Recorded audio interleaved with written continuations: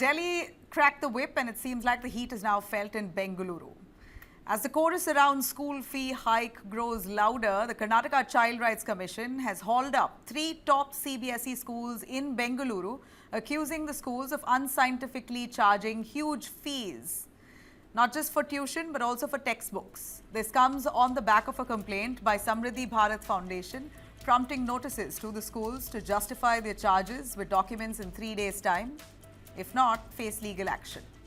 Across India, the anger is not new. Parents have hit the streets, especially in Delhi, where Chief Minister herself, Rekha Gupta, had to intervene after multiple fee hike complaints that she received. A larger crisis is, of course, brewing. Survey after survey shows that private school fees have soared unchecked, in some cases by a whopping 80% over the years, the last 3 years specifically. This comes despite the recommended annual hike being capped at 10 to 15%. This is what, in fact, is suggested to schools cannot increase fees beyond 15% per year. Karnataka Education Minister Madhu Bangarappa had said the state cannot regulate fees in private schools. They may have to go to court if they want to challenge fees at private schools. So who's regulating fee hikes then? And how are parents expected to keep up? After private schools exploiting legal loopholes to profiteer off education, we see that now they've raised the complaint to the ministry. In Delhi it's happened. We're not too sure it's going to happen in Bengaluru or not. Why isn't there a national cap though on fee structure or some kind of regulation on fees itself? Is the quality of education rising proportionally with the fees that's being charged? Are they giving any more benefits to the students for the kind of money that's being charged? We know that parents, importantly teachers, have to be paid better as well. They also get a salary hike, but that should be proportionate to the kind of education that they're offering. Teachers' salaries, education's offering that they're offering, and the fees that's being charged should all be in coordination. Should textbooks and uniform sales be separated from schools to reduce burden on families? If that's the question that our guest could give us an answer to, Prashanti Subhash, who's a member of the Karnataka Private School Parents Association Coordination Committee, joins us. Thanks very much. Dr. Jyoti Gupta, Director and Principal, K.R. Mangalam World School in Ghaziabad. Thanks very much. Let me start with the parent, Prashanti Subhash. You're part of the Parents Association. What's the grievance? We see what's happened in Delhi has now soon escalated in Bengaluru. Schools have been they've been given notices for increasing fee hike beyond the 15% cap. It's not a formal cap, but a suggested one. Tell us, what is the situation and issues that you really face as a parent?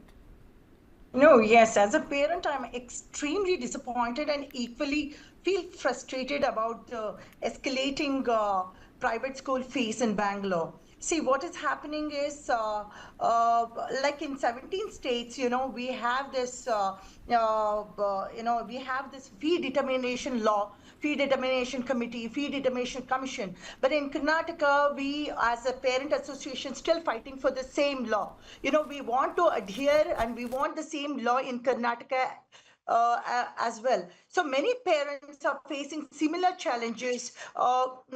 We feel, this hikes ranging from 10% to 30% is, exorbitant for the parents as well. And in some cases, even higher. So many students, they feel they should, as an education, education should be affordable and accessible to all the one can very well of the people. Right. One can very well, Prashanti, say, then don't join your child in our school. You have many other schools that offer fees for less. You can go to those schools. If you want education in our school, it's a private school. We've set the bar.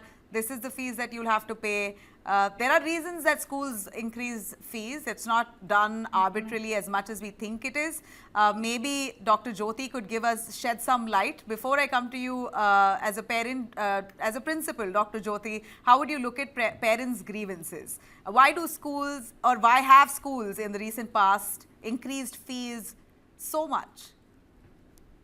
See, there are fee regulation acts, just as Mab was saying, that in most states, and the act says that you can increase the fee, which is CPI plus 5%. So the consumer price index is published by the government every year, every month, in fact, and an average is taken of the 12 months.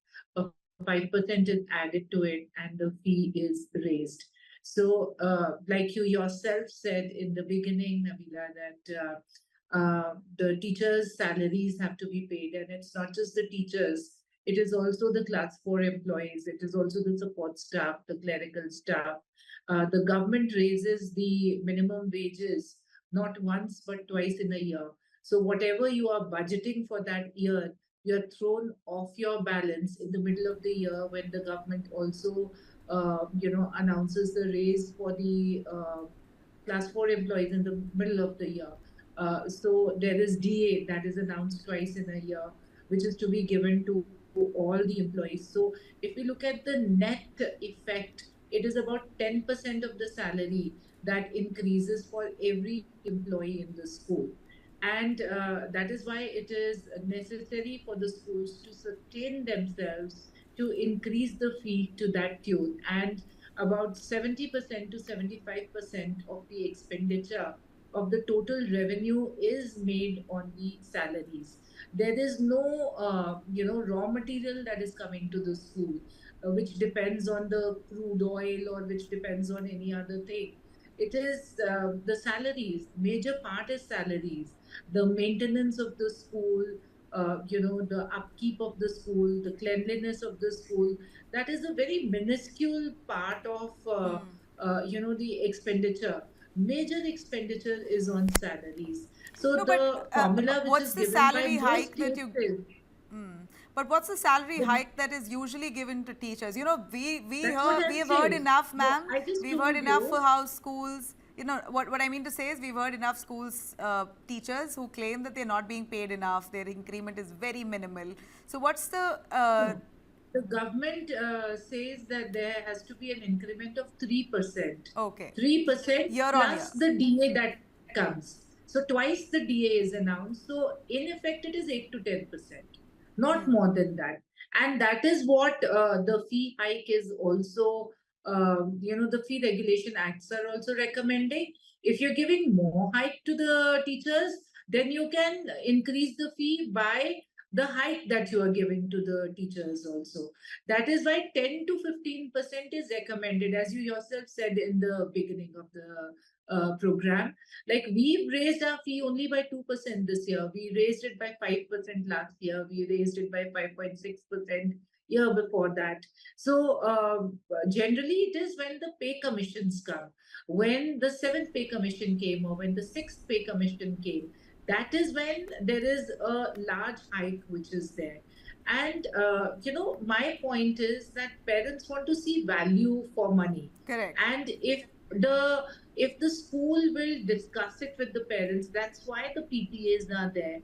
And the PTAs threadbare discuss it with the management, and there should be open town hall meetings with the parents where the vision of the school can be articulated. If you're adding infrastructure, if you're adding programs, if there is any expenditure that you want to do, you want to bring in more qualitatively, you want to improve your school, you want to do something, then parents have to be on board. See, when the parent puts the child in nursery in any school, the parent does a complete recce. They do a complete survey of all the schools. The school that fits into their, budget, the school that aligns with the vision of the parent, the school that gives value for money. Everything where the cross section of the society is there. What peer group do you want for your children? So all these are the factors, the infrastructure of the school, the facilities given by the school, everything is taken into consideration when the parent is bringing the child to the school. And thereafter, when the school has to increase the fee, it has to be within the The permissible prescribed limits limit, it has so to be a that nobody is pinched. sensible raise. Also, one has to empathize with the parents as much as Absolutely. teachers. Yeah, as much as school infrastructure, teacher salary needs to be raised. There should be some consideration of parents and their budgeting, their economic status. Many of them, in fact, try to aspire for the best schools and are already making a budget as per what the school fee structure is, hoping a 10-15% year on year.